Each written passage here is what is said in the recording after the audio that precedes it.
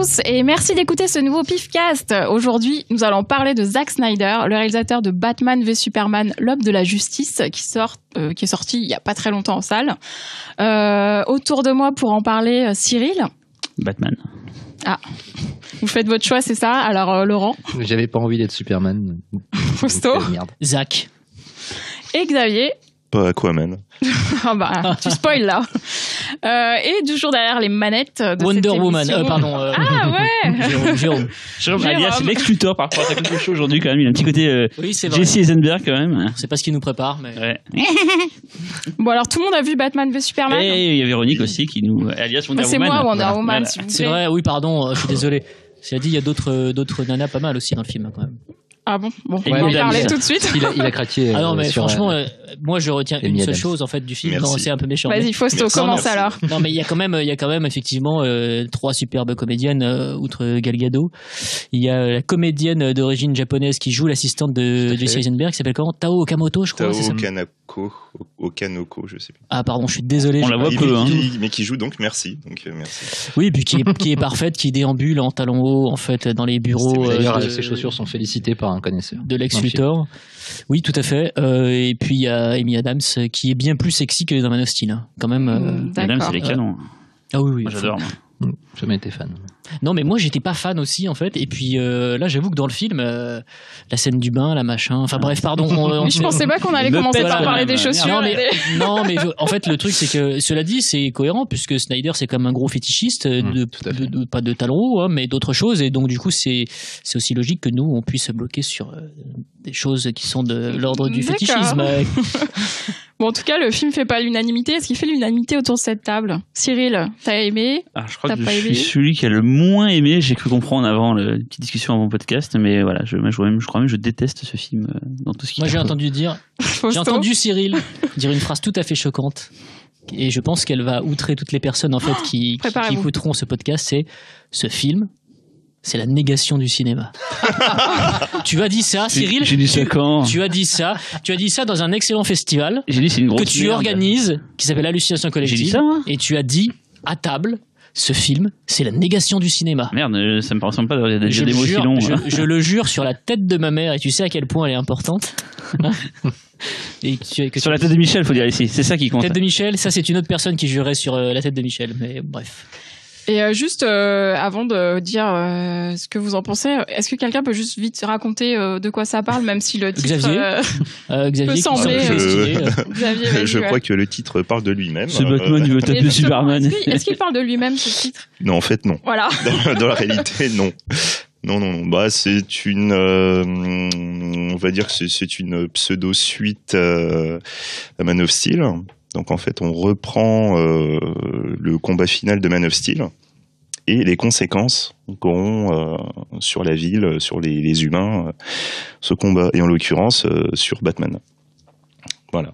D'accord. Donc, content. après, Donc voilà. Man of Steel qui était réalisé déjà par Zack Snyder à l'époque. Voilà. Donc du coup, Superman qui arrive à une position de dieu, demi-dieu, accepté par une partie de la Terre, rejeté par les autres, un contre-coup un petit peu 11 septembre aussi.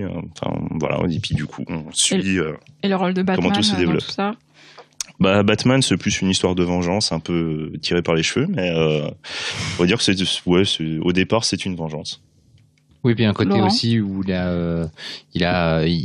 lui-même n'étant qu'un homme et étant conscient de ses limites pour combattre l'humanité, enfin le crime, pardon. Je pense qu'il voit dans Superman aussi un trop plein de pouvoir dont il est à la fois jaloux quelque part aussi et qu'il craint aussi en même temps, puisque selon lui les pouvoirs, les pleins pouvoirs sont dangereux et finissent toujours par corrompre un homme. Je pense que qu'en disant ça, il pense aussi un peu à lui-même.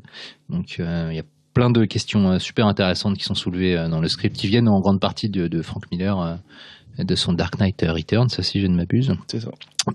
Le film à ce niveau-là est passionnant, et je pense que la première heure de Batman v Superman éclate à peu près les 5-6 dernières productions Marvel en matière de réflexion sur ce qui est un super-héros, ce que veut dire un super-héros dans le monde d'aujourd'hui. Mais bon, écoute, il y en a encore pour dire que Zack Snyder est un gros bourrin débile et qu'il faut le virer. Et pour célébrer à peu près tout ce que Marvel fait. Voilà, j'ai fini, j'ai plus rien à dire. Drop the mic. Ouais. Cyril, le gros bourrin débile. Gros bourrin, ça, je pense que personne ne peut lui enlever.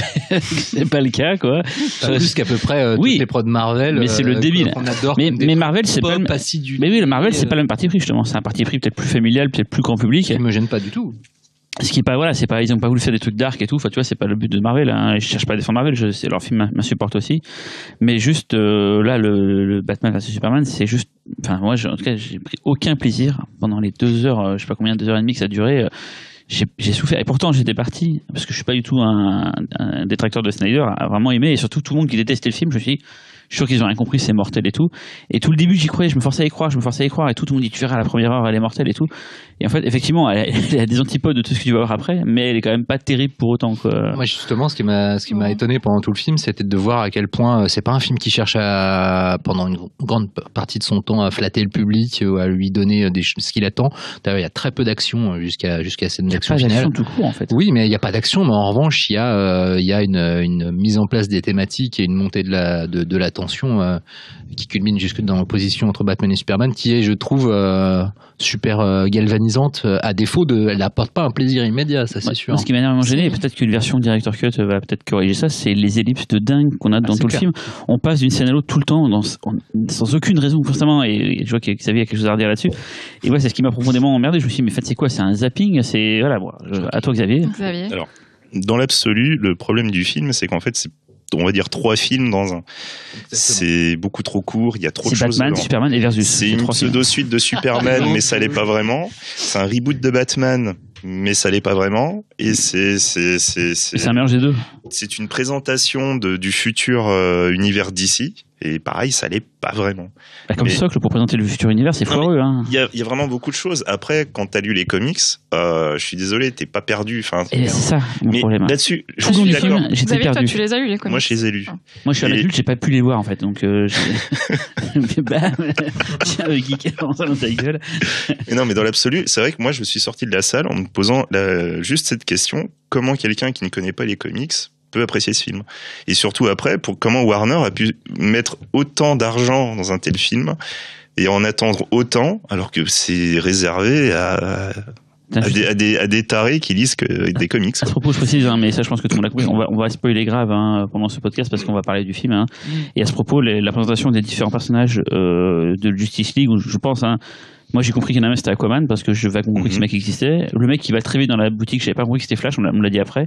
Et le troisième, il y a un éclair quand même. Ah ouais, voilà, quand Batman découvre les fichiers, les logos. Ah oui, les logos, c'est vrai que t'as pas tort, oui. Effectivement, ça m'a pas mis la puce à l'oreille. Le troisième, c'est Cyborg. Voilà, qui est peut-être le moins connu et quoi, ça qui laisse peut-être les moi, c'est Iron Man chez DC, c'est ça? Non, du tout, non. D'accord.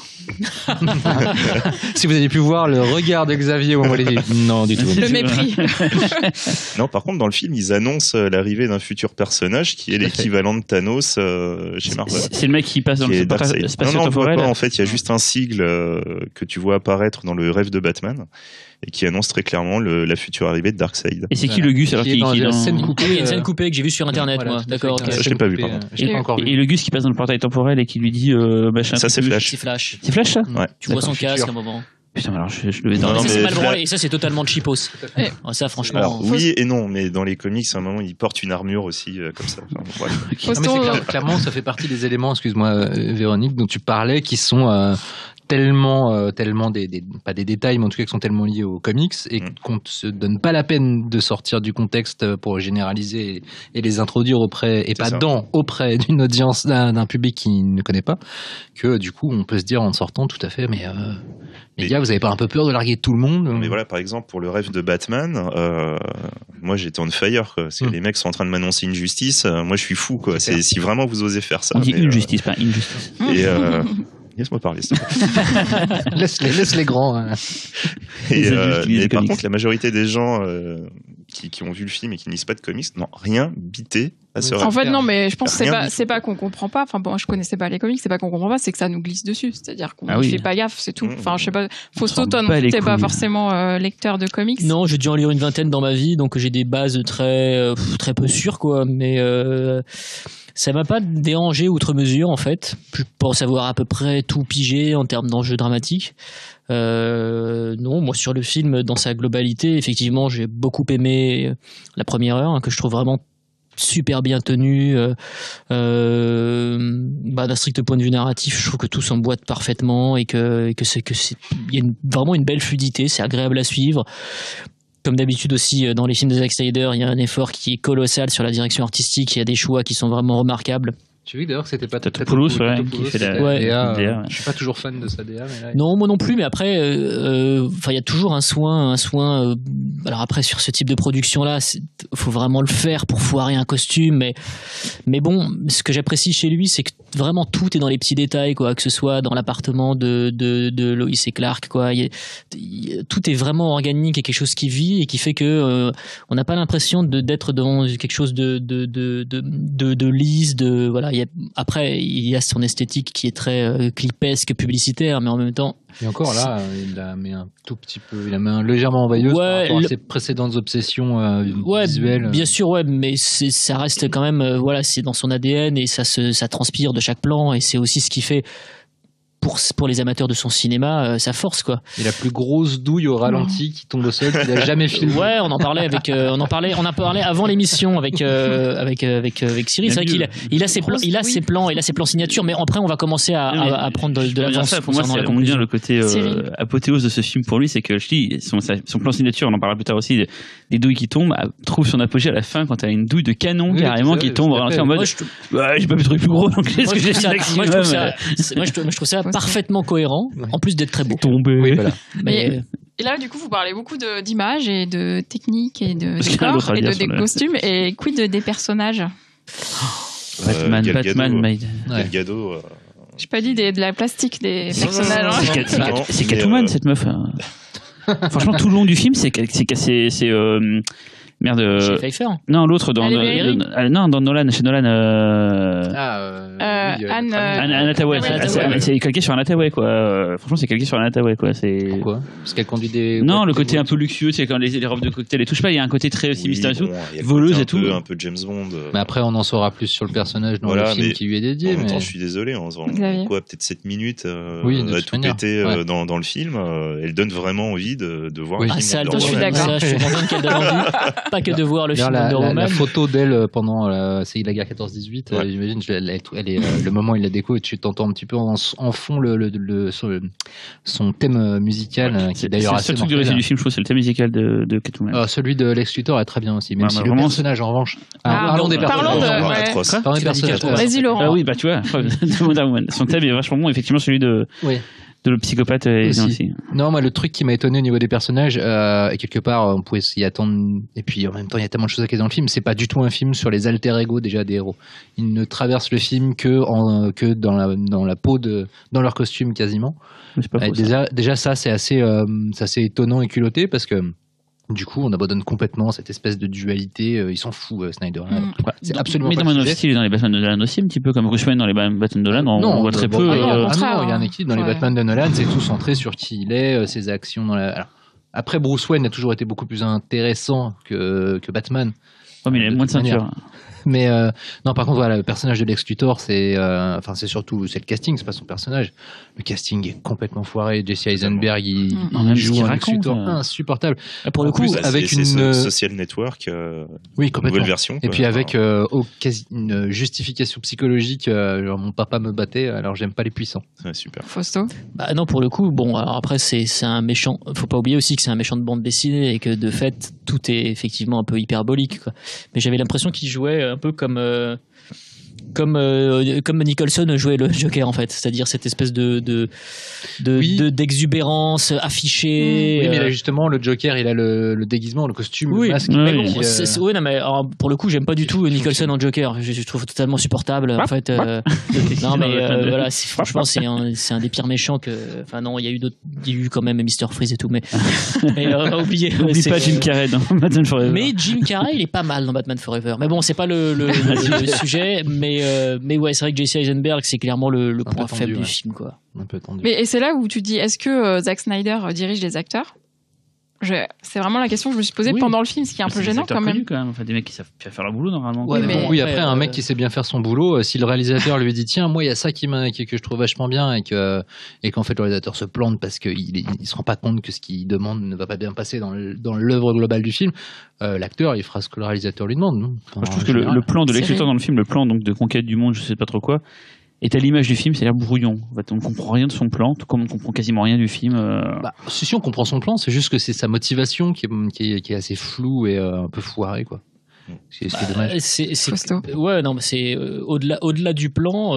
Ouais, je trouve que c'est plus effectivement ce qui l'anime profondément, qui est. Mais alors, tu piges pas en fait pourquoi ce mec qui finalement il bascule du côté obscur, quoi. Oui, parce qu'il est profondément névrosé, mais sa névrose, elle vient. Enfin, c'est quasiment. C'est pas pire que Electro dans la The Amazing Spider-Man 2, qui est peut-être le pire méchant de l'histoire du cinéma comic book depuis 15 ans.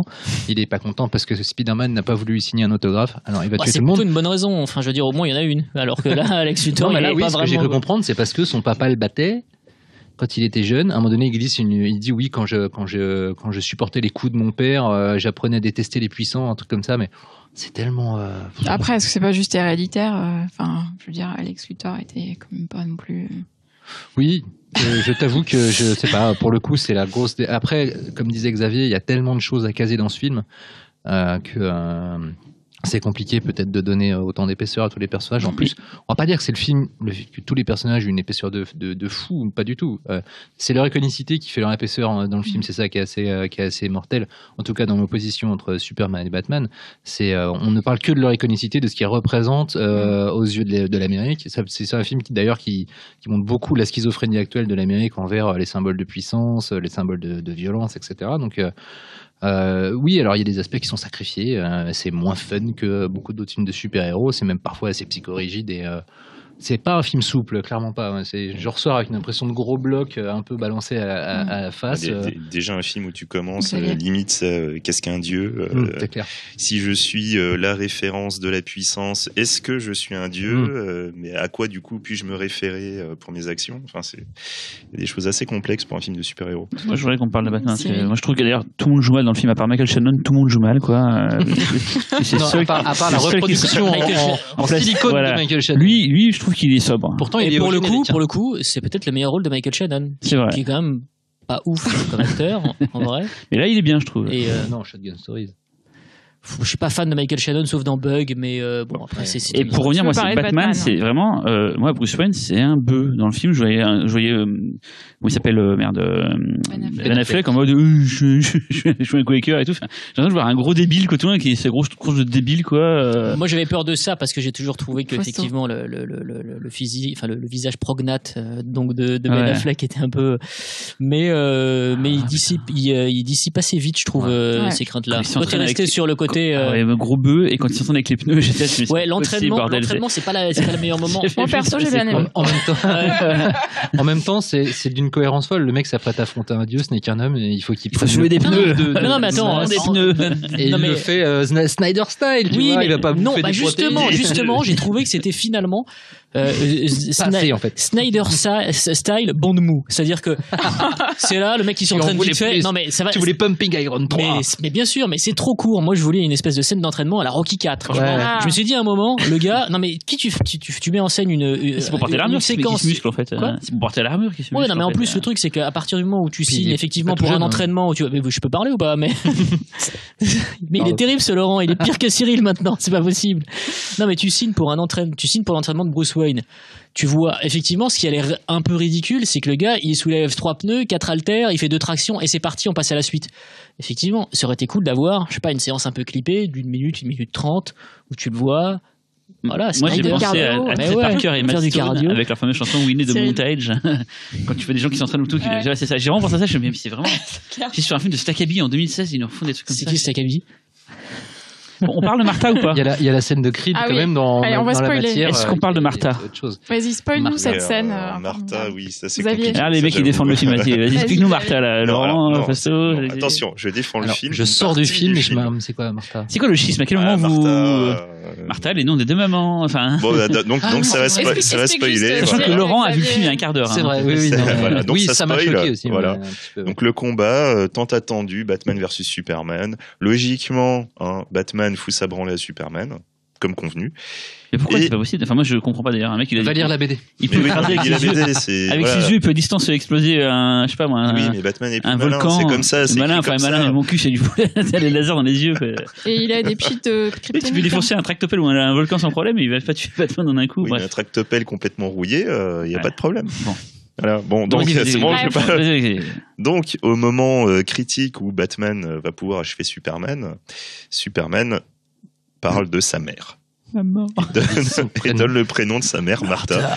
Et il se trouve que Batman avait une maman aussi qui s'appelait Martha, et grâce à ça, ils deviennent les meilleurs amis du monde. Voilà. Trop beau.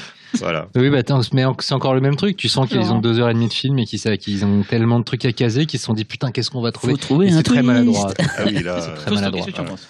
Ce que j'en pense, bah non, mais ça fait référence à la culture ghetto, Yo Mama, Yo ce Mama. genre de choses. Ta Donc mère, c'est vrai je que ça m'appelle, c'est replace la mère au centre d'un débat et. Ce que Cyril Tu apprécie vois. beaucoup. Non mais, Ta mère, non, Batman. non mais bon, non mais je vais te dire, franchement, je te l'ai dit avant l'émission. En fait, quand j'ai vu, je suis complètement d'accord avec l'aspect un peu fragile, si tu veux, de l'élément réconciliateur entre comme Batman ça, et fragile. Superman. C'est mignon le fragile. Mais d'une part, bon, c'est naïf, un peu neuneux, mais j'avoue que sur le moment, en fait, ça m'a pas impacté plus que ça, quoi. Mais genre, autant de gens qui ont bossé sur ce film, autant de talents. Oui, mais tu peux pas C'est jeter le triste. bébé avec l'eau du bain Oui, comme mais tu ça, te dis, tu vois, je veux dire. C'est pas en plus à un moment, c'est pas genre un détail, genre c'est pas style comment il va draguer Lois Lane, machin tout, c'est pas ça, c'est comment le point de rupture du film se passe de on s'aime pas à on est potes et on va se battre ensemble contre le. Ouais, Enfin, tu vois, mais tu c'est sais quand pas, même, finalement, ça a l'air un peu idiot. Et pour Mais la bon, suite, c'est en un plus- trauma fondateur pour Batman. pour Justice League, c'est la suite. En plus, non, je crois mais- qu'ils sont ensemble, donc c'est quand Ouais. même un truc important quand même. Je pense que dans cette scène, le gros problème, c'est le dosage. C'est-à-dire que ça arrête Batman dans son élan et qu'après, il soit un peu. Mais c'est vrai qu'on passe de. Et puis après qu'il accepte de l'aider, La tout en haine. en étant en ayant des réserves, ou genre on va voir ça plus tard, mais peut-être que je suis allé trop loin. Mais là, c'est vrai qu'on passe direct à hey, mon pote, je vais aider ta mère, pas de souci. Je tiens à dire que j'avais pas aimé le film. C'est pas ça qui fait que je déteste le film. Ce serait trop facile de dire Oui, le oui, film est bah, nul. Alors que non. Et je trouve des choses très bien. D'ailleurs, tu m'as parlé d'un truc tout à l'heure hors micro. Et c'est vrai que j'y pensais plus. C'est cool quand Batman traîne Superman. Ouais, c'est genre de plan. C'est vrai que c'est quand même. Ah oui, bah. C'est quand même la classe. Et j'avoue que ces trucs-là, j'y repense. En me disant, c'est quand même bien. C'est vrai que j'attends de voir la version Director Cut, celle qui sera peut-être moins ellipsée, qui n'enlèvera pas par contre le coup du Martha. Ça, c'est sûr que ça sera toujours. Mais peut-être que ce côté ellipsé qui m'a beaucoup gêné sera peut-être moins présent, quoi. Mais peut-être que le coup de Xavier. Martha sera peut-être un Martha peu plus Stewart, étayé. Non, parce que dans l'intention, tu vois ce qu'il veut faire. Batman, c'est un Batman qui a la quarantaine, qu'on a vu comme c'est pas permis, il ressent plus rien. Il y a que Superman qui arrive encore à trouver À une faire sorte bander. de. Non, voilà. À lui donner un but, on va dire. La dimension voilà. érotique est Parce intéressante. que moi, j'ai vu un film Et- qui s'appelle Quand on a 17 ans, où c'est des gamins qui se dessus et à la fin ils s'enculent. Bah, je pense que Batman vs Superman, ils auraient pu faire pareil, quoi. Mais non, mais du coup, c'est vrai que le fait de parler de sa mère, ça touche super. Tu viens de Voilà. penser à ce que je viens de te dire. Tu viens de penser à ce que je viens de te dire. Et tu t'es dit, merde, il a pas tort. Non, mais c'est vrai. Non, mais du coup, complètement. ça Beaucoup tout- de kékettes, Ça ramène, ça ramène une humanité à Batman qui du coup, justement, va donner lieu à la Justice League. Et il comprend que Superman n'est pas Humain. un dieu. Voilà, c'est qu'il est pas, humain. c'est pas un Dès dieu. la mention, c'est- à la mention de sa mère, il y voit quelqu'un qui éprouve Mmh. les sentiments que éprouve Il voit un lui-même. humain, quoi. Éprouve et il voit un humain et donc ça modifie toute sa vision du personnage. C'est d'une logique implacable sur le papier, c'est Oui. l'exécution. Voilà, Ce qui c'est maladroit, ça. c'est la rapidité dans laquelle ça se passe. Exactement, C'est ça, c'est- Ça se passe vraiment en 10 secondes. Le quoi. problème, c'est que je pense qu'ils pourront pas le changer dans le Director's Cut, puisque à ce moment-là, ils sont sous le coup d'un compte à rebours, comme on en voit très peu dans les films d'action, et qu'il doit absolument aller sauver maman, et que donc à moins d'enlever Sauver carrément la maman. scène, où il fait ouais, je me suis planté, mon Sauver pote, je vais maman. sauver ta mère. Bon, Et d'ailleurs, il va sauver la mère et elle fait quand même une petite blagounette, genre il dit je suis un ami de C'est la votre seule blague fils. du film. Ça m'a quand même choqué moi parce que c'était pas du tout dans l'ambiance du reste du film qu'elle fasse une blague. Donc ça surtout vous dans a la pas directeur choqué? cut, c'est que des blagues, ça se trouve. C'est genre, hey, poète Superman, t'as fait caca et tout. Non, mais cependant, dans le film, il y a quand même des plans super. Et la scène du Capitole, moi, j'ai vraiment adoré ce passage-là. Quoi. Tout le procès et tout. Tout le procès, ce qui se passe à l'issue du Non, procès. on spoil, donc tu peux y aller. Hein. Bon, bah voilà, en gros, l'attentat dans le Capitole avec la bombe qui explose, tout le monde est mort. Tu vois juste Superman qui regarde autour de lui et qui baisse la tête. J'ai trouvé ce plan, mais ultime, quoi. Il est chaud. Hein. Ouais, mais alors pour moi, c'est à partir de ce moment-là que le film est devenu moins intéressant parce que c'était tellement fort cette scène que. Je suis d'accord. C'est le moment où c'est le votre film. rupture, c'est ça la rupture, vous ? Pour moi, c'est la plus grosse rupture, vraiment. C'est-à-dire que jusque là, je me disais putain, c'est super bien tenu, on est vraiment dans quelque chose de.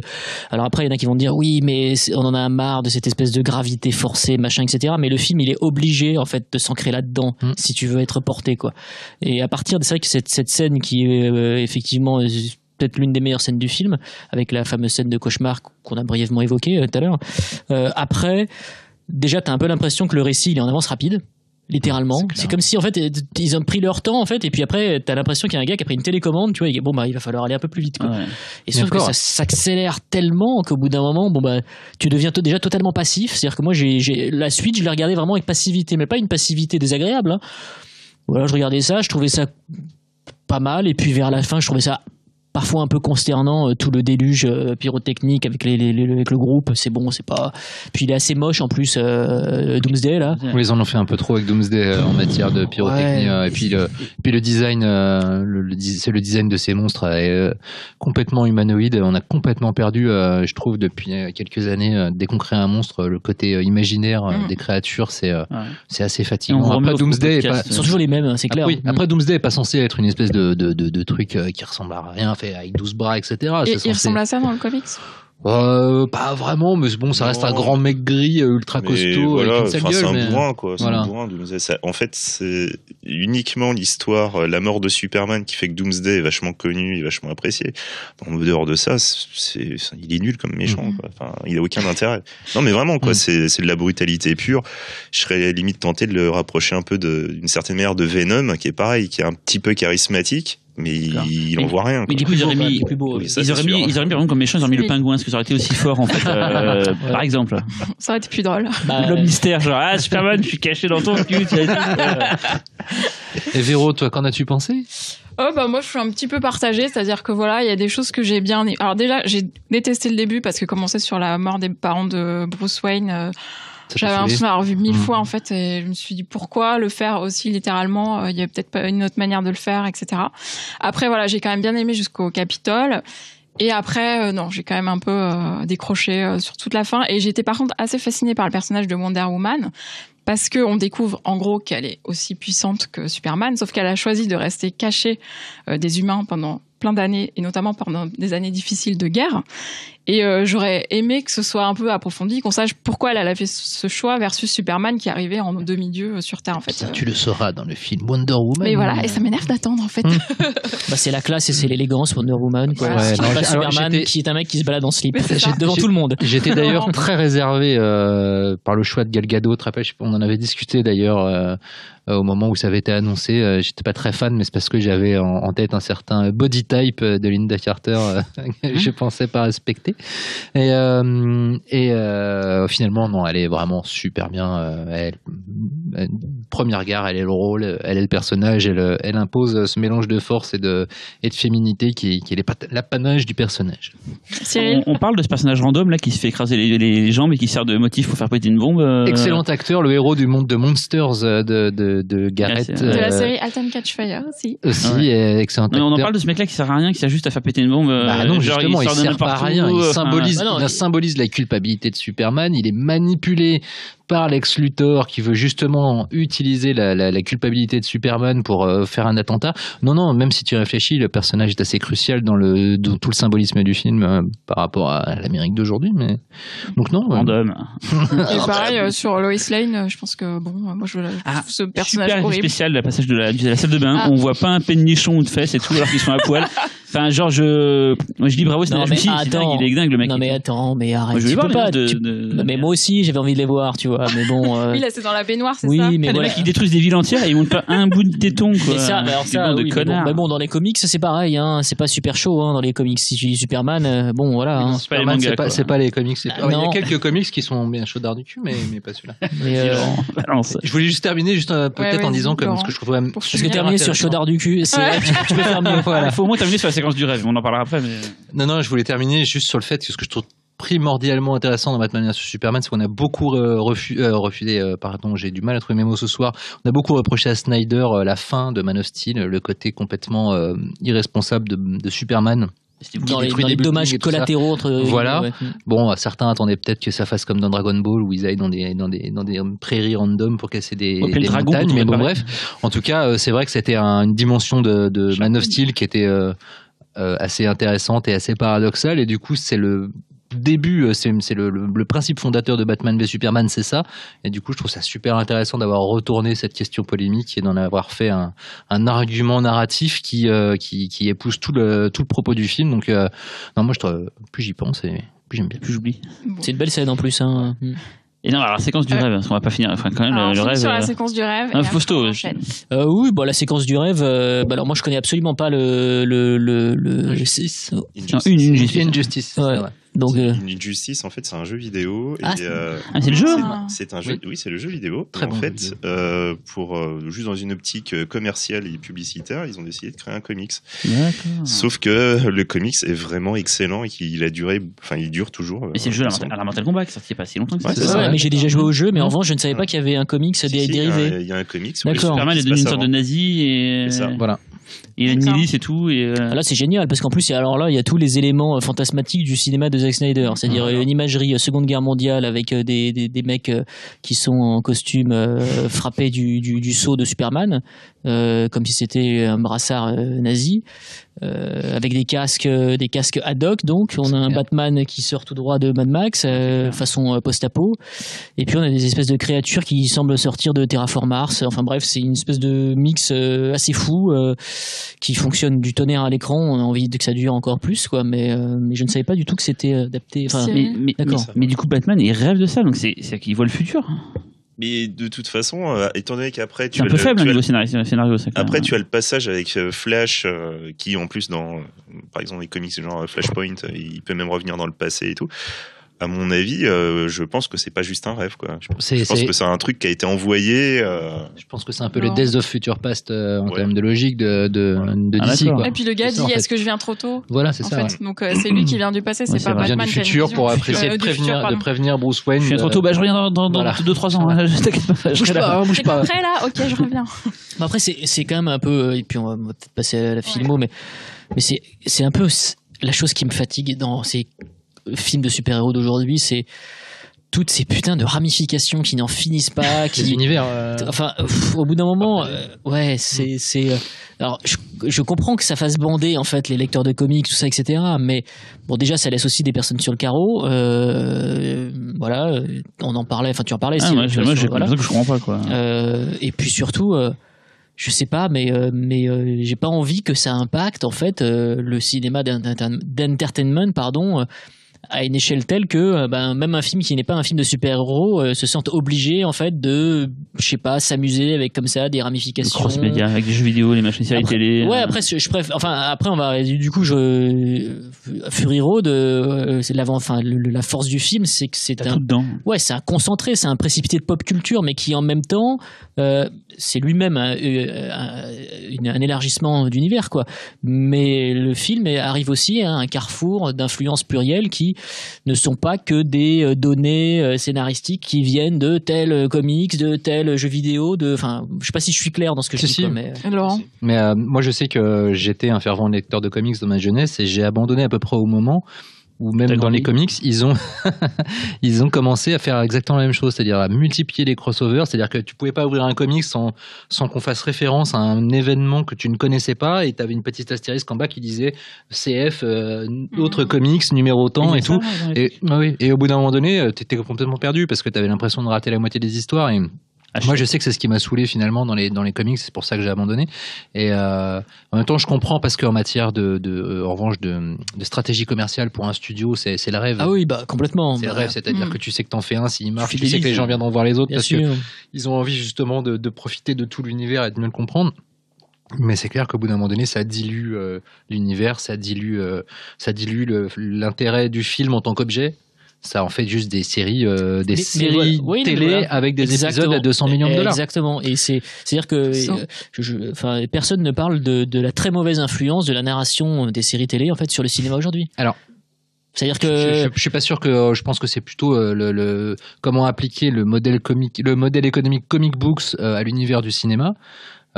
Mais l'effet pervers, c'est ça, c'est qu'on se retrouve avec des films uniformisés dans leur univers, Oui, mais dans leur regarde, représentation visuelle. regarde même le Hobbit, je veux dire c'est pareil, je pense le Hobbit a cette espèce de logique de narration très série Oui, qui en téléesque. plus est tiré alors que oui, l'œuvre voilà. à la base n'en a pas, Et j'ai pas envie, si tu veux, de retrouver cette espèce de modèle où on sent. Je crois qu'Alexandre Poncet va venir nous Mais tu vois, taper. les James Bond, c'était des films qui se suivaient pas, et pourtant qui étaient dans le même univers, quoi. Et ça, tu peux en avoir un sans avoir vu les autres. C'est ça qui est intéressant. Il y avait une sorte Oui. de... D'ailleurs, ce qu'ils ont arrêté de faire dans les derniers James Bond, où Non, ça si suit, t'as- ouais. bah, c'est clair que si t'as pas vu Casino Royale, Quantum of Solace a beaucoup moins d'intérêt. On s'égare un petit peu là. Oui, tout à fait. C'est Gare Montparnasse. Hein. Bon, on va peut-être revenir un peu sur les autres films de Zack Snyder.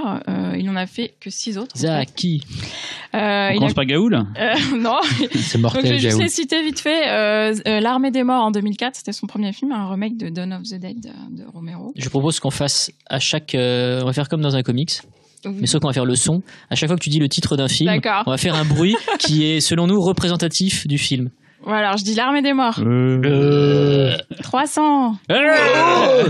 Sparta. Watchmen. C'est une affaire, là. C'est sûr. Compliqué, Ah non, c'est je Watchmen. passe. Le Royaume de Gaoul. Oui, Sucker Punch. J'ai mal, Et Man of Steel. Donc là, sur ces 6 films, il y en a qu'un Oh, c'est bon, qui est un film. Les films résumés en un son, quoi. Voilà. Les débiles font un podcast. Sur ces 6 films, il y en a qu'un qui est un film original que Zack Snyder a écrit lui-même. Les autres sont soit des adaptations, soit un remake, donc pour l'Armée des Morts. Est-ce que, du coup, ça pose la question, Zack Snyder est un auteur ou pas? Vous avez 3 heures, merci. C'est pas un auteur, en tout cas, dans l'écriture, Qui se mais lance, dans le visuel, oui, peut-être, dans Cyril. ce qu'il imprime dans les films, oui, il a une patte reconnaissable. Tu sais reconnaître un film de Snyder. Après, dans l'écriture, oui, forcément, comme tu dis, c'est que des remakes et ou adaptations. Donc, il invente rien du point de vue histoire, un peu comme en France, on a Alexandre Aja aussi qui invente pas grand-chose. Alors, Les histoires, quoi. après, je me Laurent. rappelle qu'à l'époque de 300, tout le monde a dit voilà, Zack Snyder est un gros faf, attention. C'est quoi un faf? un facho Ah. parce que il sublime le mode de vie et la représentation visuelle de mecs qui faisaient de l'eugénisme Je vois où est le problème. et voilà déjà.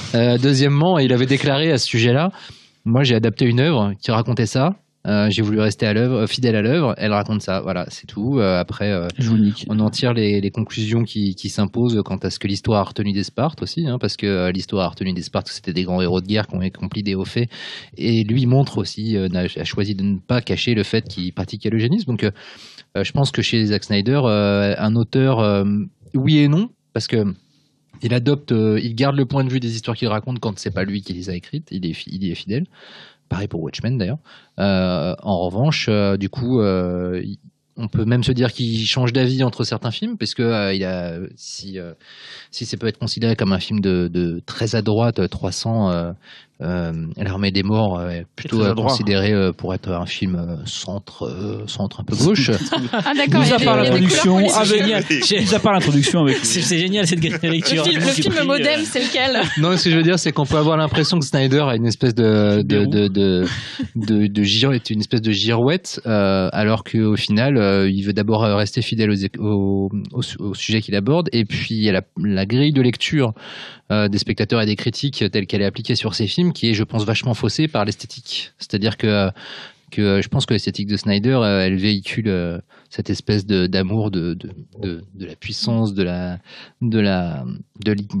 l'iconicité qui fait que il y en a qui l'ont quand même comparé à Riefenstahl. Donc bon, c'est pas le genre de raccourci.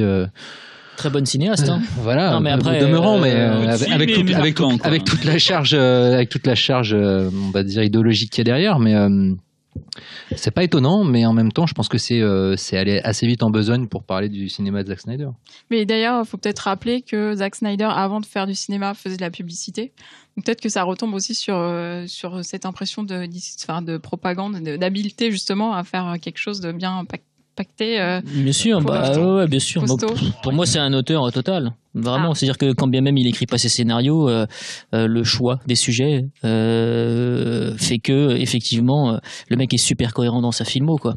Je pense que ce qui dérange en fait, bon, c'est clairement un mec à droite, ça c'est clair, faut pas se voiler la face. Je pense que ce qui dérange en fait dans certains de ses films, c'est effectivement, ou dans 300 notamment, c'est pas tant ce qu'il aborde, c'est l'angle qu'il choisit pour aborder, et c'est vrai que cette sublimation en fait qu'il opère dans 300 concernant Sparte, les Spartiates ou les Spartes, je sais jamais comment on dit d'ailleurs, excusez-moi. Mais... Spartiates, c'est les chaussures. Oui, les conditions de vie. Non, c'est Spartiates. Ouais. Je pense que c'est ça qui dérange, quoi. Donc c'est, mais c'est aussi ce qui le rend intéressant aujourd'hui à Hollywood, c'est-à-dire que c'est un mec qui a un point de vue, ça c'est clair, qui a un style, qui est bankable, qui a un style d'ailleurs qui quoi qu'on en dise, est un style copié. C'est-à-dire que 300, effectivement, le film a pris un sacré coup de vieux. On n'y est pas encore, mais le film a pris un sacré coup de vieux. Mais il a clairement défini une ligne esthétique concernant les néopéplums qui vont suivre juste après lui, quoi. Même pas que les néopéplums. D'ailleurs. Oui, tous les films en costume, oui, même dans la représentation de l'action. Bien sûr, oui, effectivement, avec le ralenti, voilà, cette utilisation, les changements d'axe dans d'axe et surtout de cadre, se rapprocher au sein de l'action, comme sur Neo Geo, hein, il a rien inventé le mec. Et puis moi, si je devais faire un néologisme pour qualifier son style, je dirais que c'est un style propagandiste. Voilà, c'est-à-dire que effectivement il y a c'est un mec qui a une très très grosse culture. Déjà c'est quelqu'un qui a étudié les beaux-arts, qui a été à Londres, donc qui est quand même bercé de certaines cultures européennes, on va dire. Donc c'est pas un bouseux à casquette. Michael Bay, quoi. C'est pas Michael Bay, mais carrément pas. Donc c'est vraiment un mec qui a une vraie culture, qui fait de la recherche picturale sur chacun de ses projets, et ça se voit, que ce soit Batman v Superman, 300, etc., Watchmen. Donc c'est un énorme bosseur. Et c'est vrai que l'attaquer sur le terrain de l'idiotie, ou du fait que ah bah non, effectivement c'est qu'un mec qui filme des nazes au ralenti, qui est juste là pour comment dirais-je, pour ne montrer que du beau et du bête, franchement c'est pas ça, quoi. Snyder, ça c'est voilà. Xavier, même tout simplement, si tu regardes le seul film qui n'est pas adapté d'une autre œuvre, qui est donc Sucker Punch, c'est quand même une histoire qui se passe dans la tête de l'actrice principale. Donc déjà, quand tu te dis que tu as cette idée-là pour faire un film, c'est que déjà t'es pas juste un faiseur, quoi. T'es pas quelqu'un qui veut juste faire du visuel. Et en plus, même sur ces adaptations, généralement, ces adaptations, il arrive à te reprendre visuellement les plans. Il utilise vraiment le comic book comme un storyboard. Mais après, dans le propos, il est capable de te le retourner complètement. Donc il y a vraiment il y a quand même, tu sens une volonté, hein, Laurent. Moi, je me rappelle à l'époque où Sin City est sorti, où tout le monde disait que c'était absolument magnifique la façon dont Rodriguez avait réussi à retranscrire l'empreinte visuelle de. Alors, oui, mais alors c'était d'un statisme. Mais ça plate, en fait c'est 2D, c'est 2D, quoi. C'était d'un statisme horrible, alors que Snyder fait la même chose dans 300, mais sauf que lui il crée le mouvement à l'intérieur de l'image, et c'est extrêmement plus impactant. Donc rien que ça, déjà, je trouve qu'on lui fait des procès. Parce qu'on a envie de lui en faire, c'est tout. Et moi, d'ailleurs, en regardant, tu regardes le début de sa filmographie, premier film, tiens, si je me refaisais le film le plus aimé de Romero. Deuxième film, tiens, du cinéma d'horreur, même contemporain, enfin contemporain. Deuxième film, si j'adaptais un truc ultra polémique d'un auteur lui-même assez polémique, mais aussi extrêmement culte. Troisième film, si j'adaptais le chef-d'œuvre d'un des plus grands auteurs de la culture populaire de ces 50 dernières années. Longtemps Le mec, considéré comme inadaptable. Voilà. En plus. Quatrième fil. Et si je faisais un film avec des hiboux? Le mec, il va pas avec le dos de la cuillère ça en marche matière bien sur de trois films, la façon dont... Oui, non, mais j'adore Gaoul, donc Ça s'effondre, quoi. j'adore Bon, Gaoul. après, il a fait un film de commande avec des hiboux et possible. Bah, c'est Je trouvais que c'était chouette et tout comme idée, quoi. C'est son happy fit. Bref. Donc voilà, le mec, dès le début, en termes de choix des sujets et des trucs auxquels il s'attaque, il a une ambition folle. Et c'est Cyril. marrant, c'est... Ah pardon, excuse-moi Cyril, j'ai pas vu ta main se lever. Ça se trouve peut-être que je vais. Mais juste parlons de procès. Ce qui est très marrant, c'est qu'à l'annonce du remake de l'armée, enfin de Dawn of the Dead, donc de Zombies de Romero, il y avait un tollé total. C'est exactement ce que j'allais Il y avait évoquer. des pétitions, c'est vraiment je voyais ça sur internet, Ouais, ouais. des mecs qui voulaient pas, qui manifestaient, qui gueulaient et tout quoi. Et quand il est sorti le film, tout le monde a fermé sa putain de gueule quoi. Il faut le dire. Pleine de merde. Pleine de merde, de chier dans sa bouche de pute quoi. Mais vraiment quoi. Ce qu'il y a, Laurent. c'est que justement, en fait, là, il vient d'y avoir à nouveau une pétition pour qu'il soit débarqué des films Justice League.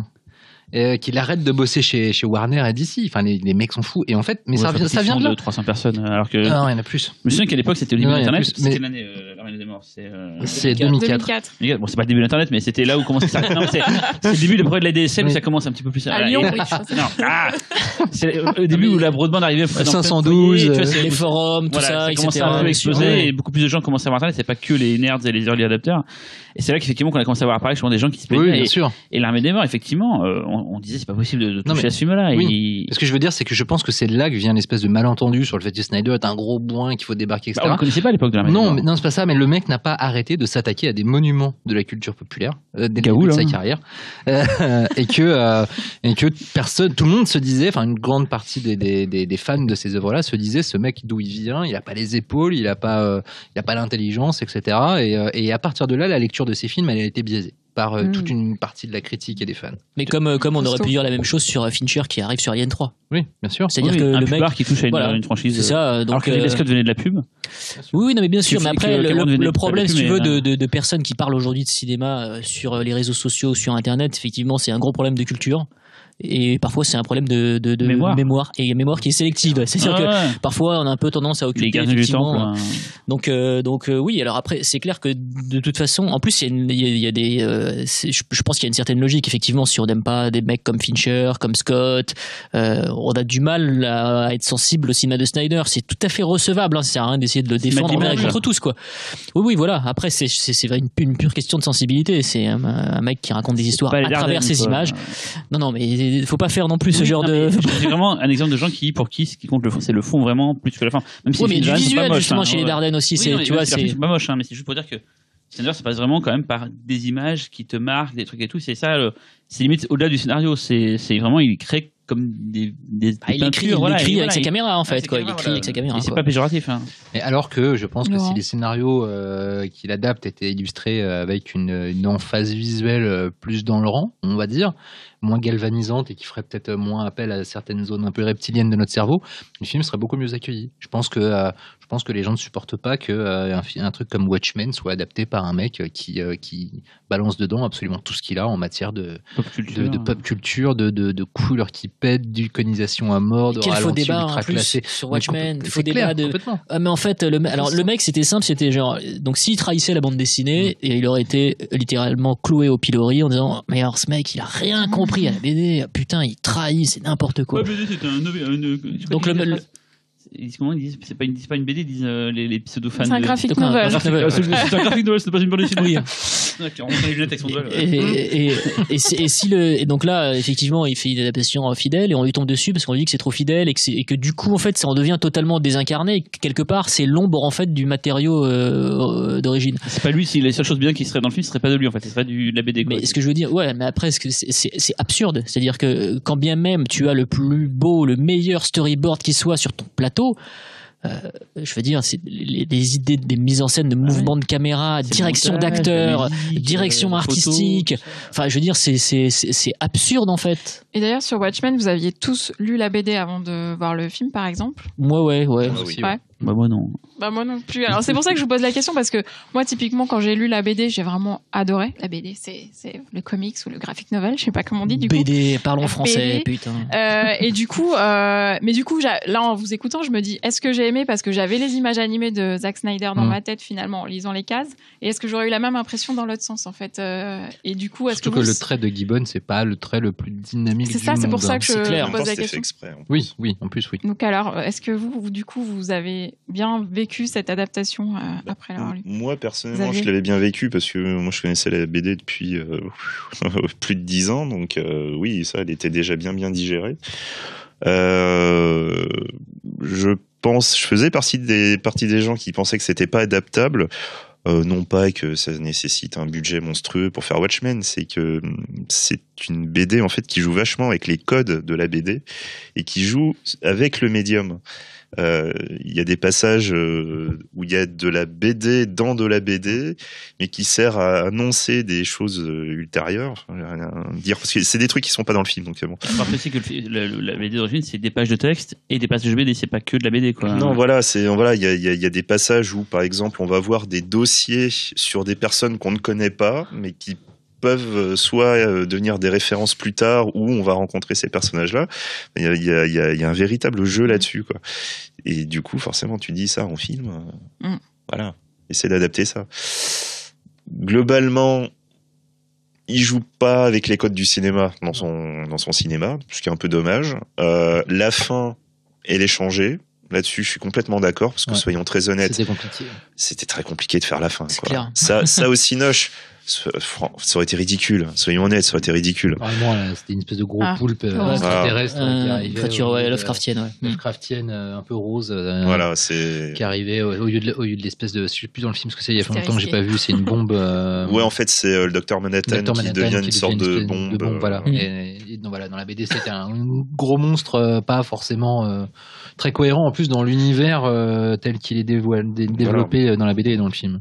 Voilà. Après, ce qu'il y a de dommage aussi, c'est qu'au niveau de cette fin cinéma, c'est que du coup, il tord complètement le message de la bande dessinée.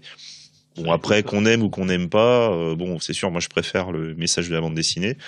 Je suis content qu'il ait fait son propre truc, et puis voilà, quoi. Moi, je voulais pas spécialement voir un truc copier-coller, voilà, quoi. De toute Laurent. manière, on sortira jamais de toutes ces chapelles d'intégristes ou inversement sur les adaptations d'œuvres cultes.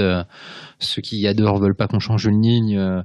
Il y en a d'autres et les auteurs ont plutôt envie d'investir le truc et de faire autre chose parce que ça a déjà été fait. Enfin, il y a plein de discours qui sont recevables ou pas recevables. Le truc, c'est voilà, c'est fait. Si on a un réal dessus qui a un point de vue, bah on va voir ce que ça donne, et puis ça peut être raté, ça peut être foiré, mais il faut arrêter un petit peu tous ces trucs ces rigoristes du cul là. C'est pas Justement, sur Watchmen, ce qui est intéressant, c'est qu'il ramène vraiment le film à sa propre histoire personnelle. Parce qu'en fait, dans le comics, le message, c'est en gros essayer de trouver un centre commun pour que tout le monde puisse se réunir, mais on reste à un niveau humain. Alors que dans le film, il essaie de créer tout un truc autour de la foi vers quelque chose de plus grand, mais aussi foi envers un dieu. Oui, il inverse presque en effet le discours du bouquin. Voilà, sauf que lui, en plus, il a vachement versé je ne connais plus le nom de cette branche des chrétiens qui considèrent qu'en fait la science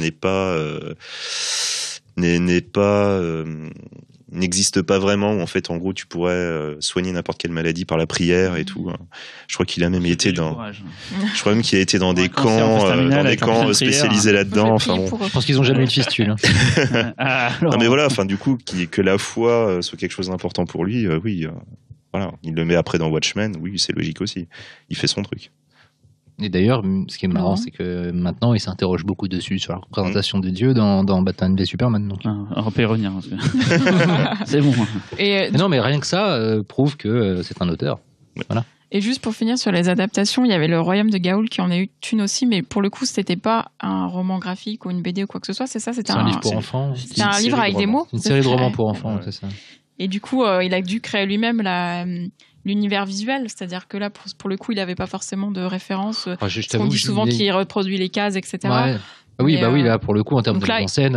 Après, j'ai pas vu les livres, donc est-ce que parfois il y a des pages de dessin qui créent un semblant de base visuelle, j'en sais rien. T'es le seul à l'avoir vu là, Laurent, ce film-là? Gaoul Ouais. Non, Gaoul, on l'a tous vu. Hein. Moi, je l'ai pas vu, moi. Moi, je l'ai pas C'est vu. ce film de Snyder, j'ai pas vu. Ouais. On n'aime pas les c'est- oiseaux c'est avec mortel. Fausto. Je l'ai À pas part une vu. 3D, j'ai fait une 3D relief qui était plutôt mortelle dans mes souvenirs. À part Non, ça, mais il est plutôt pas mal comme Ouais, film. c'est chouette. Très bon film. C'est vraiment pour enfants. Ouais. Bah, c'est C'est vraiment assez pour enfants, non. assez manichéen dans les Moi, ça m'a souvenirs, rappelé, oui, mais ça m'a rappelé un peu dans l'ambiance Dark Crystal, dans le sens où Ouais. je pense que c'est même clairement sa référence, c'est-à-dire que quand ça veut être sombre, c'est sombre. Ah oui, Voilà. quand c'est violent, C'est violent. Je trouve ça pas assez violent. Et quand c'est violent, c'est violent.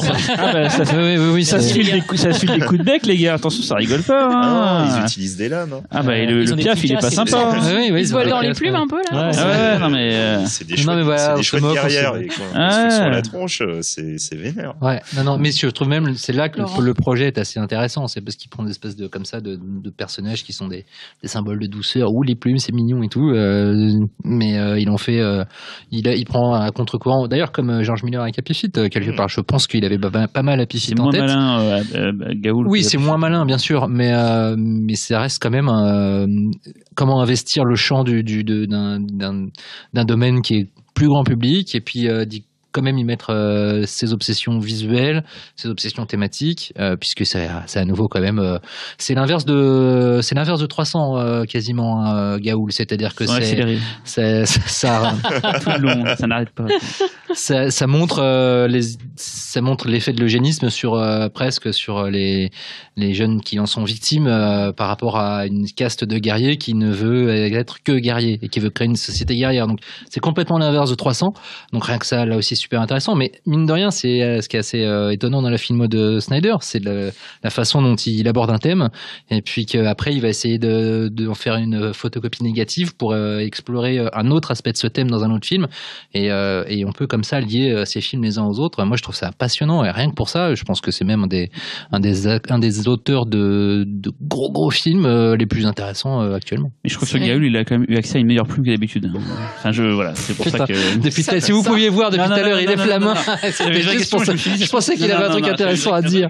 Mais je me suis dit, c'est peut-être faux et j'avais peur de dire une connerie, mais dans mes souvenirs, parce que je me souviens plus du film, je l'ai vu en salle à l'époque. Est-ce que c'était pas un décalque du Roi Lion, l'histoire un petit peu avec. Non. Non, ça, j'ai pas donné une connerie, donc j'avais peur que c'est une sorte de truc qui doit partir, son père il marche. Il n'y a pas un délire comme ça, non, c'est. Bon, ça arrive souvent que les pères meurent. Non, mais dans je ce sais pas, genre de l'oiseau récit. qu'on suit, il doit non, pas en partir fait, loin de non. la famille, machin et tout, je sais pas quoi, il part. Oui, enfin, ils trouve d'autres contrées, ou je sais pas enfin, quoi. les deux gamins se font enlever. Voilà, enfin, ils sont arrachés à leur famille. Non, ça n'a pas spécialement. D'accord. Mais voilà, enfin. Bon. Mais cependant, aussi, dans ce qui est très intéressant dans Gaoul, c'est qu'encore une fois, enfin, je trouve que c'est le deuxième film où tu commences à voir ça, toute cette symbolique de la chute, petit à petit qui arrive. Et fais pas de blague dessus, s'il te plaît. Parce qu'en fait, à Watchmen, on voyait des super-héros qui étaient arrivés un peu plus bactères. Et c'est juste, je vais pas y arriver avec Cyril en face. J'ai rien dit. C'est quoi la blague? Enfin bon, quoi qu'il en soit, voilà. Et pareil, dans Gaoul, il y a cette figure de guerrier, de chouette guerrière, qui est toujours dans les grandes histoires qui sont racontées aux enfants. Et un jour, justement, le héros rencontre son idole et va se rendre compte qu'en fait, c'est quelqu'un qui vit Ah, uniquement c'est dans le ça le passé. truc. Ah, je me souviens de l'histoire. Oui. Voilà. Ouais. Et c'est un truc qui devient récurrent, je trouve, à partir de Watchmen, quoi. Mais on est souvent perdu dans le film. Des fois, on se demande où on est, enfin où on est. Je voulais qu'on passe à un autre film. Non, moi je voudrais citer Fausto qui tout à l'heure me confiait dans un murmure que Sucker Punch était un chef-d'œuvre absolu. Il a Ah tout ouais. à fait raison. Tu peux pas J'adore nous ce en film. parler un petit peu? Ouais, non, je peux en parler. Donc c'est le seul et unique scénario original de la filmographie de Zack Snyder.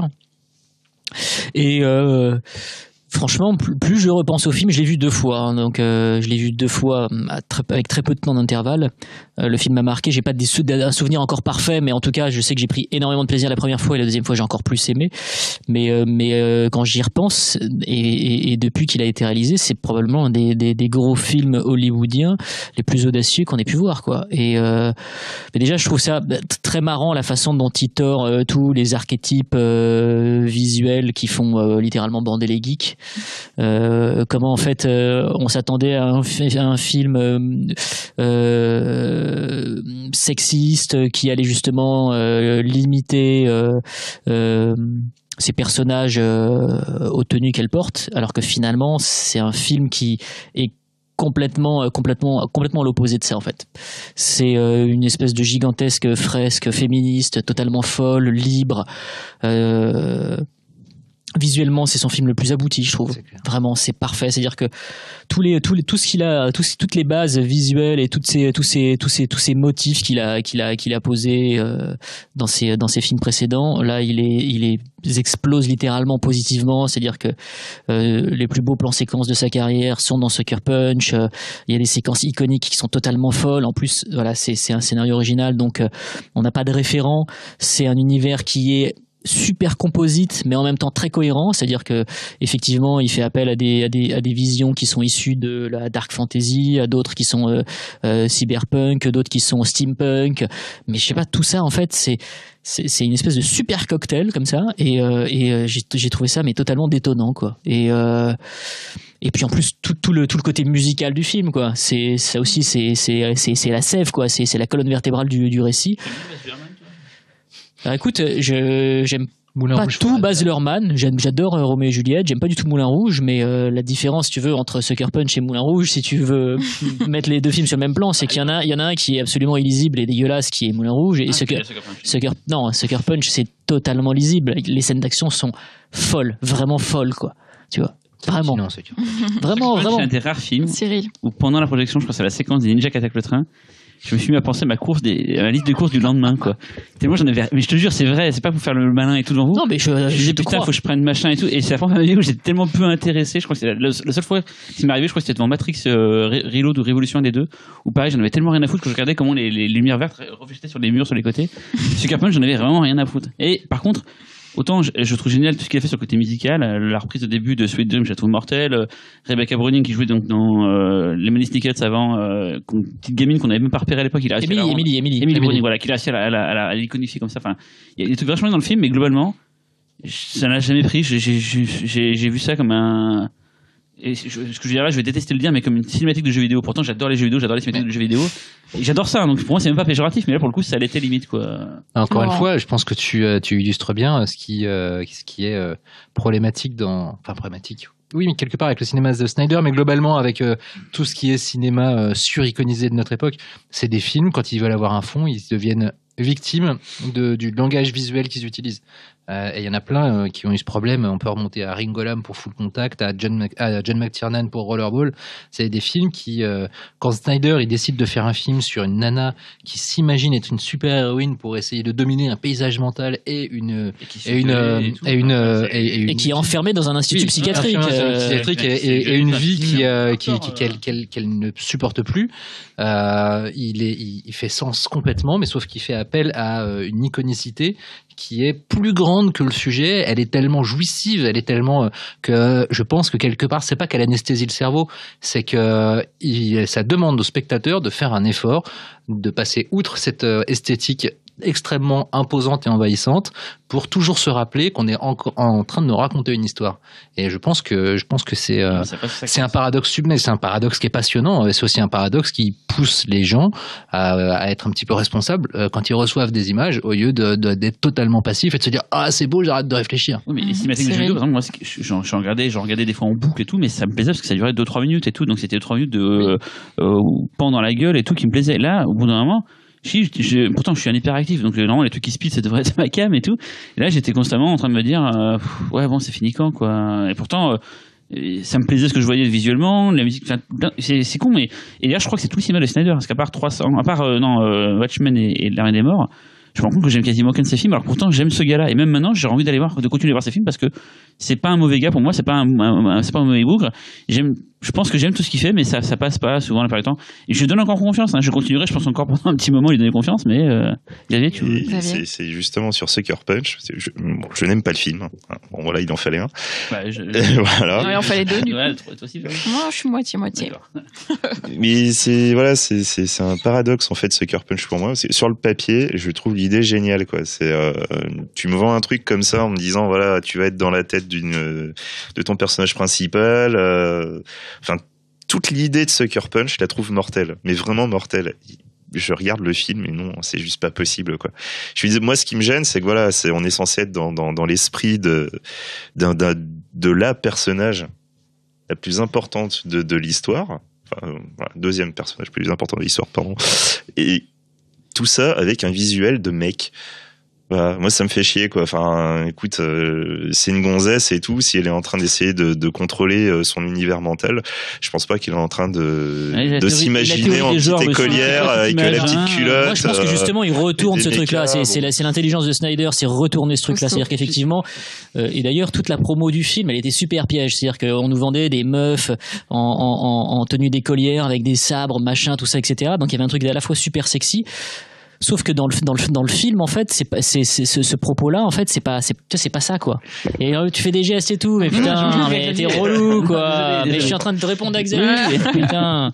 Donc on a évidemment Cyril qui, comme d'habitude, faut le savoir, parce que vous voyez pas ce qui se passe, en fait. Quand on commence à se lancer dans un truc un peu intelligent, je mets des guillemets, vous les voyez pas non plus. Lui, en fait, il fait le con à côté, parce qu'il a juste sorti qu'il voulait faire ses courses, en fait. Bref, non, mais je trouve que le film n'est pas justement prisonnier de ces clichés sexistes tels que la promo, tels que le marketing, essayer de les véhiculer, parce qu'il fallait bien le vendre, ce truc. Je pense que Warner, ils étaient quand même bien dans la merde en essayant de vendre un film qui raconte l'évasion à travers mentale. Le fantasme, voilà, l'évasion mentale d'une jeune fille qui est enfermée dans un institut psychiatrique. C'est vrai que c'était un peu compliqué. D'ailleurs, quoi. Excuse-moi de te couper, mais ça surfait un peu sur Kill Bill, sur l'esthétique de Kill Bill dans la promo aussi. Ouais, bien sûr. T'avais ces espèces de postures, et puis de toute façon, c'est très difficile pour les exécutifs hollywoodiens et puis les gens du marketing de créer des choses ex nihilo. Il faut toujours qu'ils se raccrochent à quelque chose, que ça puisse faire référence à des éléments que les gens connaissent, quoi. Non, ça leur prouve depuis toujours que des fois les plus grands succès du cinéma, c'est des films justement qui partaient de rien à la base. Oui, bien sûr. Titanic, Avatar, je pense. Dieu merci, il y a des accidents qui sont heureux. L'histoire du cinéma, ils ont fait quand même de films qui sortent de nulle part, et après du coup vont être recopiés jusqu'à plus. Mais le film est détesté des geeks, et le film est vraiment. Mais alors le film, pour le coup, ça fait depuis longtemps que effectivement Snyder a des haters. S'il en avait, alors qu'il avait même pas commencé à tourner la première image de l'Armée des Morts, que des gens lui tombaient dessus, comme tu le disais justement tout à l'heure, Cyril. Là, pour le coup, c'est vrai que c'est un film qui a été globalement très mal accueilli. Sa cote remonte progressivement. J'ai la sensation qu'il y a quand même des gens qui le redécouvrent a posteriori, qui trouvent ça effectivement plus intéressant, peut-être au second visionnage ou au troisième, je ne sais pas trop, quoi. Mais c'est vrai que, à mon avis, si le film a été rejeté comme ça par les geeks, c'est déjà qu'il renvoyait une image du fantasme féminin que les geeks ne voulaient pas. Voilà, exactement. C'est ce que je me disais. Vas-y. Non, mais enfin, je vais te laisser peut-être développer là-dessus, mais c'est vrai que je pense que du coup, ça l'a renvoyé, hein, parce que finalement, il y a aussi, à mon avis, dans l'évasion mentale du personnage, incarné par Browning, il y a cette idée effectivement de s'évader en accomplissant des actes qui sont tout à fait surhumains, tout en étant encore prisonniers par le regard masculin et le fantasme qu'ils peuvent éventuellement plaquer sur cette nana, quoi. En fait, moi, c'est ce que je trouve intéressant et très sujet à discussion, c'est qu'en même temps, quand un homme se fantasme en quelqu'un de surpuissant, il est extrêmement musclé, il est rarement habillé avec des trucs pas moulants, enfin voilà, il y a une mise en avant de tous ses attributs sexuels et de ce qui va le rendre attrayant auprès de la gente féminine. Pourquoi les femmes devraient tout le temps s'imaginer, si elles deviennent des objets de surpuissance, comme des tons qui n'attireraient personne et qui ne mettraient pas en avant la façon dont elles se fantasment. Quand on se fantasme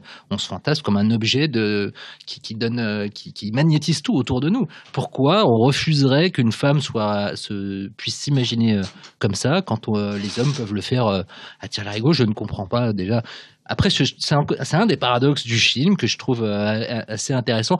Je voudrais juste finir sur un tout petit truc, c'est que le film s'est fait défoncer par les geeks. Il a exactement le même,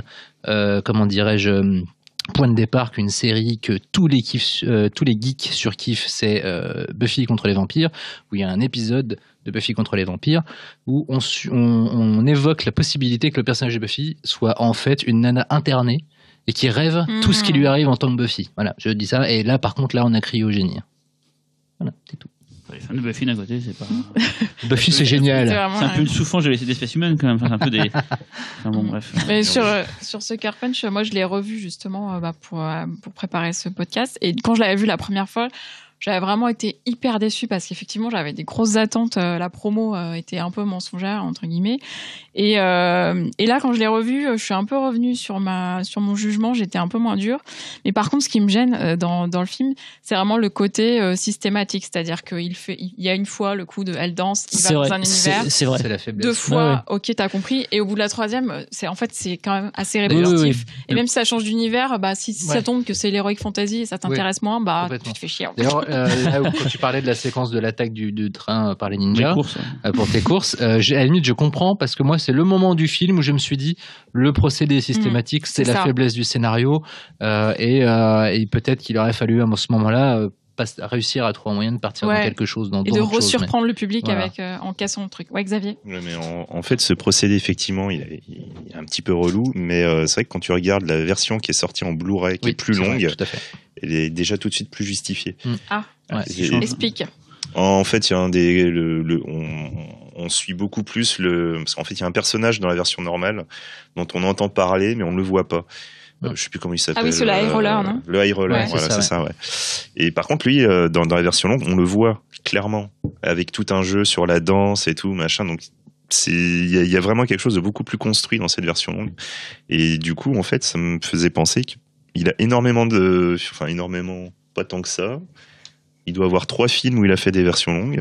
Ah. Et le problème, c'est qu'à chaque fois, ces versions longues sont mieux Bien construites meilleures. que les versions cinéma. 300, c'est une version longue pour de faux, je crois. Hein. C'est pas lui qui Non, l'a l'armée voulu, des morts, c'est. il y C'est a une director cut une plutôt qu'une ouais, version longue. Ouais. Watchmen, la Watchmen, version c'est une vraie longue, version longue, est, voilà. est vraiment meilleure. Mais 300, je crois que c'est un et remontage, Sucker Punch euh, aussi, la Sucker Punch. 300, il n'y a pas de version. Je crois que c'est une version qu'ils ont créée plus tard, tu sais, pour justifier une ressortie du film en DVD Blu-ray avec des scènes coupées intégrées au truc. Je crois que c'était une sorte de fausse version, Ah oui.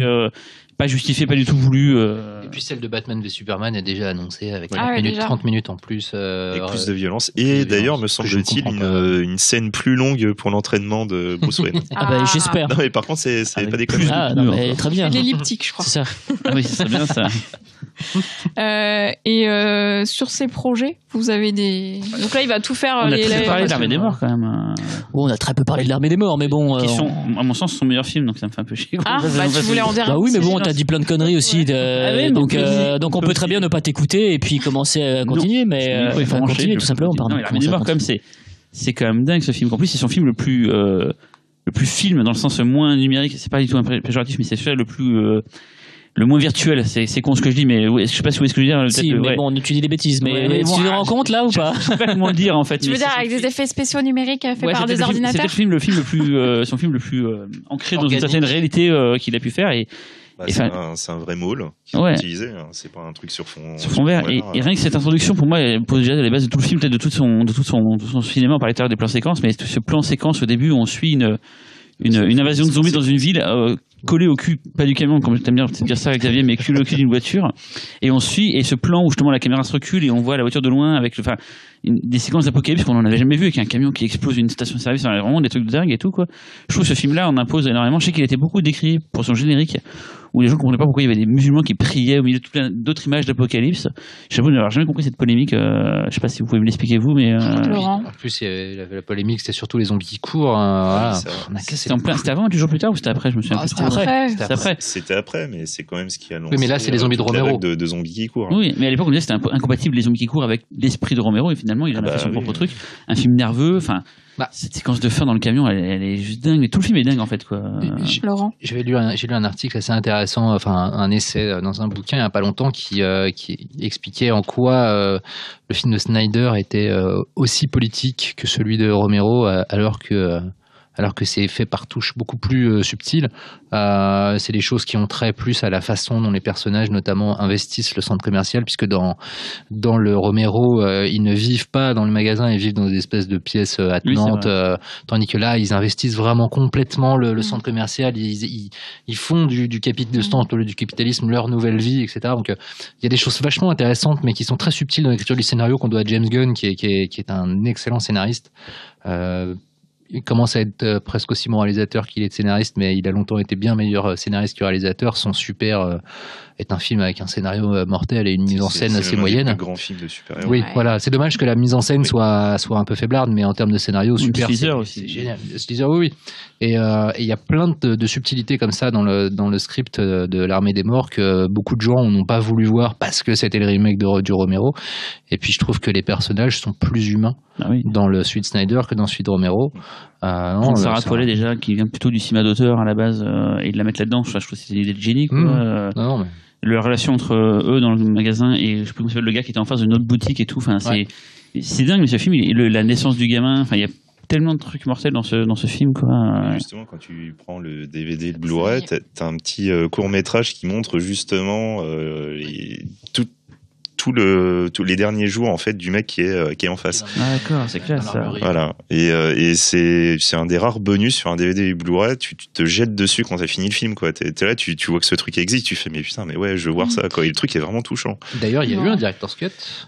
En fait, de l'Armée des Morts, une version plus longue, et qui rend vraiment le film encore meilleur. C'est moins les rajouts, je crois, c'est moins énorme que pour d'autres films. C'est moins énorme, mais petits bouts par-ci par-là. Ça arrange le film, enfin ça améliore encore le film. Du coup, juste un mot sur ses projets. Donc, il va faire tous les autres films de la Ligue des Justiciers. Ouais, il a annoncé. C'est lui qui va les réaliser. Il a annoncé sur les 2 films Justice. Donc c'est Wonder Woman. Non, c'est le film Wonder Woman, c'est pas lui. Non, c'est le produit. Il le produit. Non, il est vraiment annoncé sur ces 2-là. C'est Flash et Aquaman, ça. Là, il est produit aussi. Exécutif. Mais il va y avoir des films Justice League, en fait. C'est-à-dire c'est Justice League qui vont s'attaquer aux autres personnages sont réalisés par d'autres et c'est lui qui récupère les films qui veulent les réunir. C'est l'équivalent Avenger, mais voilà. Moi, ça me fait chier aussi. C'est un peu déprimant de le voir s'enfermer là-dedans. C'est Frank Miller qui devait faire Justice League. Il y a très il y a longtemps. Parce que je pense que ce qu'a dit Laurent au début, c'est que Snyder, finalement, si on retombe un peu sur le début de notre discussion, il part un peu sur un malentendu de remake justement de l'Armée des Morts et du coup, il est jugé en fait là-dessus et sur le fait qu'il n'est pas auteur parce qu'il commence par un remake puis il enchaîne avec des adaptations. En fait, il devait faire SWAT avant. Le film SWAT. Il devait faire SWAT. Ça aurait été mortel. C'était le film anecdotique, on est d'accord, c'est un film. C'est un film anecdotique, c'est un film de merde même, une production Neil H. Moritz. Donc voilà, mais à l'origine il devait faire SWAT. Il était impliqué avec Oliver Stone sur le film et puis c'est pas du tout entendu. C'est autre chose. C'est pas du tout entendu. Lui, le pitch de départ, il est ouf. Ouais, le pitch est excellent. Et en fait, le truc c'est que lui, effectivement, il voulait pas du tout d'un film PG-13. Déjà, il trouvait que moralement, faire un PG-13 sur ce sujet-là, c'était un peu chaud, quoi. Et donc il est parti du projet. Est-ce qu'il est parti du projet? Est-ce qu'il a été jeté? Je sais pas. Je crois me rappeler que c'est lui qui est parti, vraiment. Et il a bossé 2 ans là-dessus, quand même. Donc, et puis c'est ensuite qu'il a fait l'Armée des Morts. Ouais. D'accord. Ouais, donc du coup, c'est ça. C'est-à-dire que là, il va se renfermer dans une franchise. Il va être catalogué, jugé par tous les fans, les geeks, les machins. Bah ouais, puis on aimerait peut-être le voir avec, je sais pas, peut-être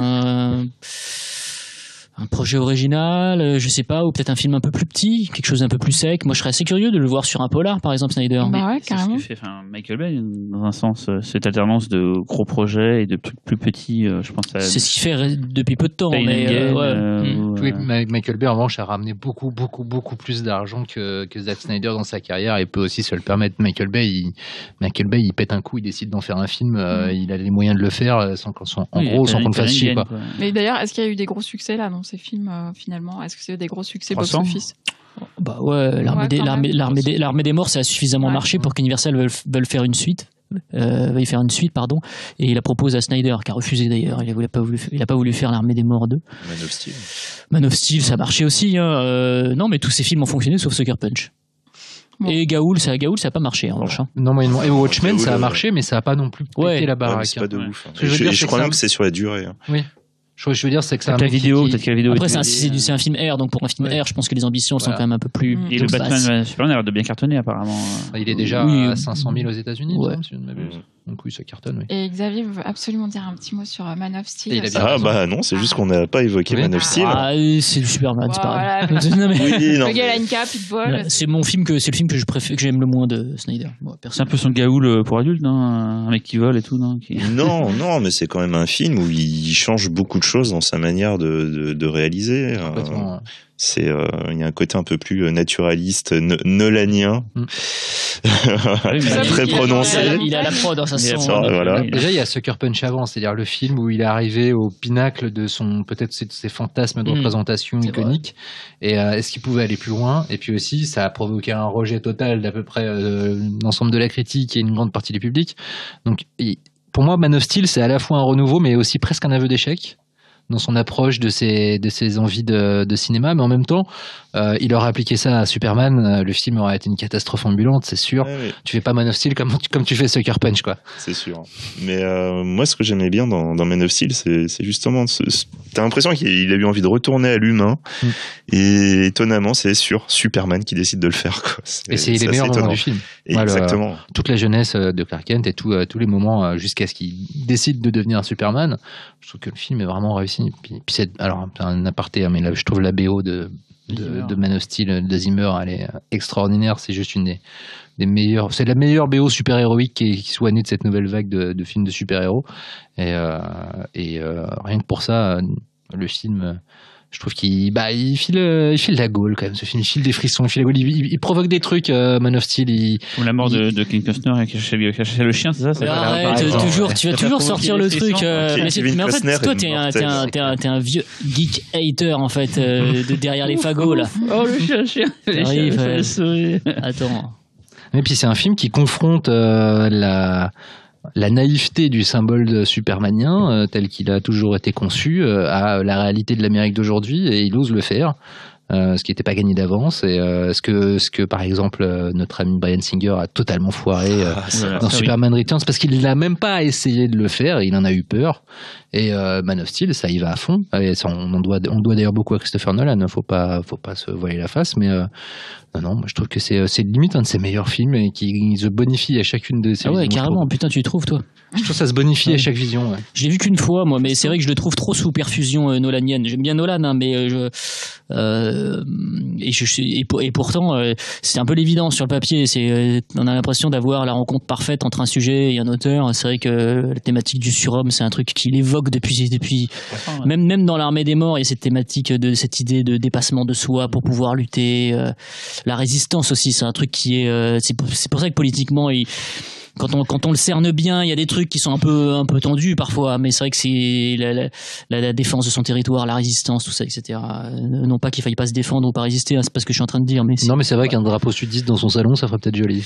mais Man of Steel, je trouve en fait que effectivement il y a tous les éléments, mais dans le liant, il y a quelque chose qui cloche, quoi. Je trouve que le film il est parsemé de magnifiques moments, effectivement, toute la jeunesse de Clark, c'est vraiment très très beau, il y a de très belles visions d'America. Il y a vraiment un truc, c'est très incarné. Puis je sais pas, point faible, je pense qu'en fait le point faible, c'est le personnage de Superman qui est un personnage finalement dont les contradictions sont trop évidentes, et ce qui rend le film un peu convenu, quoi, je trouve.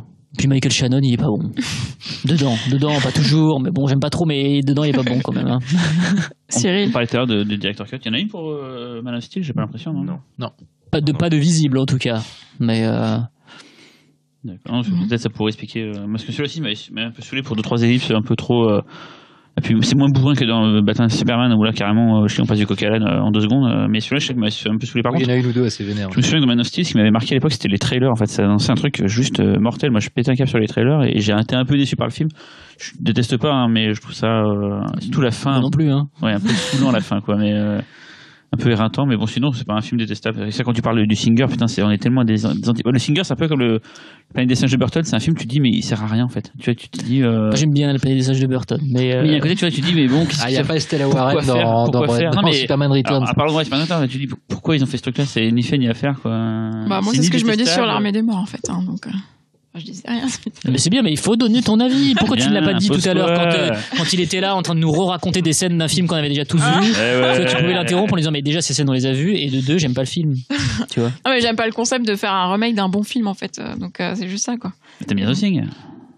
Oui. Bah l'original. Et alors forcément que l'original est génial. Hein. Ah oui, The Thing. C'est clair. Hein. L'original, c'est pas un film de ouf. Hein. Bah, t'as mis Scarface dans ce cas-là, je sais pas, on peut en trouver plein des exemples. Alors là, pour le coup, c'est pas un vrai remake, quoi. Enfin, c'est. L'Armée des Morts, c'est pas. Putain, j'ai lancé un débat là. Non, mais c'est exactement ça. L'Armée des Morts, c'est pas vraiment un remake. C'est une variation sur le thème de mec dans un centre commercial, quoi. Non, mais de toute façon, c'est un pur squelette de série B, film de siège, si tu veux, qui est pas d'une originalité folle. Quand le Romero, il a porté ce concept-là à un niveau qui était avec un social. Ouais, avec plus qu'un fond, même avec un surfond, tu vois. Enfin, et puis avec une hargne telle qu'elle était rarement vue à l'époque, quoi. Mais non, je trouve que justement l'Armée des Morts qui est sortie quasiment, enfin il y avait le Massacre à la tronçonneuse aussi quasiment au même moment, qui était justement non pas vraiment un remake, mais une espèce de remix contemporain, quoi. En fait. Mais Massacre a initié toute cette vague qu'on a eue pendant près 10 ans de reprises de films d'horreur. Des années 80-90, tu vois, c'est ça qui est lancé. Parce qu'on a eu effectivement Massacre. Après, parce que Massacre aussi, dans le genre film intouchable, remake fait par un clipper, un pubard, Marcus Nispel. Voilà. Mais en fait, c'est marrant, Marcus Nispel, en fait, c'est un Zack Snyder qui n'a pas réussi. Oui, il a fait la même carrière que Snyder, en fait. Exactement. Même s'il a peut-être moins de... Parce qu'il était allemand, donc il a moins de vista, c'est clair. Il a moins de vista par rapport... c'est sûr. Alors, complètement en sujet, moi je préfère largement le Liebesman en matière de remake de Massacre à la tronçonneuse que le. Moi aussi. Ah ouais, largement. C'est vrai qu'il y a eu du remake de remake après. Ah ouais, moi je kiffe le Nispel, vraiment, le Massacre à la tronçonneuse. Du Robert Forever. Génial. Bon, on va peut-être fermer cette conversation et je vais vous poser une dernière question et faire un petit tour de table. Vous allez me donner un plan quand je vous dis Zack Snyder. À quel plan d'un de ses films vous pensez? Xavier. Docteur Manhattan tout seul sur sa planète dans Watchmen. Ok. Fausto. Non, mais alors le truc, on en a parlé avec Cyril avant, mais c'est vrai que pour moi le plan signature de Zack Snyder, c'est effectivement des douilles qui tombent au ralenti filmées en contre-plongée. Mais je trouve ça vraiment très beau, cette façon comme ça de jouer avec le temps et les armes à feu, c'est vraiment très très galvanisant. Laurent. J'hésite entre deux. J'adore toute la partie dans Sucker Punch qui se situe dans l'espèce de Shambhala dark fantasy mentale. Je trouve ça magnifique. Mais si je devais en garder qu'un, je pense que ce serait le gamin à cap rouge dans Man of Steel. Voilà, donc Clark qui est tout seul et petit, qui joue avec son chien et qui s'imagine être un super héros avec sa cape rouge sans savoir qui sera le plus grand super héros de l'histoire. Après, il y a quelque chose que je trouve de très beau, surtout que le plan, alors qui est pour le coup absolument pas Snyderien, puisqu'il est beaucoup plus malikien que Snyderien. Oui, c'est mais, ça, c'est ce que j'allais dire. Ouais. C'est peut-être un des plans les moins Snyderiens mais en même temps, ça prouve que le mec, il est capable, quel que soit le style, de provoquer des choses. Parce qu'il parle là encore quand même de fantasmes de pouvoir, donc voilà, c'est peut-être pas très Snyderien, mais c'est le plus beau film, un des plus beaux plans que sa carrière. Qu'est-ce qu'il y a, Fausto? Non, mais c'est un plan de pubard aussi. Hein. Oui, complètement. C'est un plan de pubard. Hein. Et ça me rappelait la publicité pour les saucisses Certa. Ouais, un petit peu, oui. Oui, mais complètement. Avec la flûte. Mais c'est ça en fait, c'est que bien sûr, mais cette pub est sublime. Ouais. Franchement, c'est un chef-d'œuvre de la publicité. Elle est magnifique, quoi. Mais ce que je veux dire, c'est que sans même toi, t'as eu envie de manger des saucisses après. Mais j'en mangeais à l'époque, mais du coup, je n'arrêtais pas de manger des saucisses Certa. Mais c'est vrai que sans l'univers de Superman tout autour de ce plan, ce serait un plan parmi d'autres de n'importe quelle pub de merde ou pas de merde, mais avec la zik aussi de Pépère, Zimmer, et ça marche super bien et le plan est très beau. Cyril.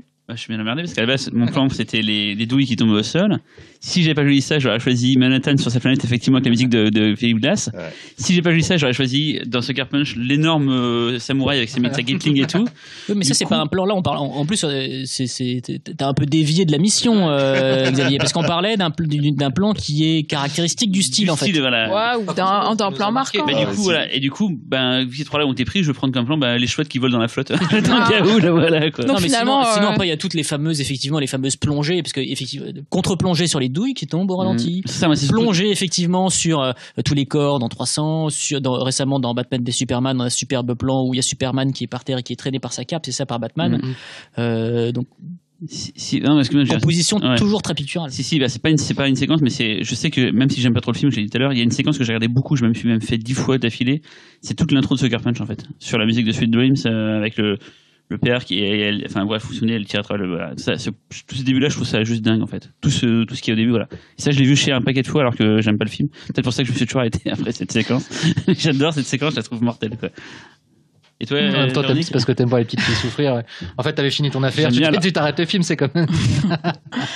Moi, les c'est frigos débarqués chez moi, c'est cool.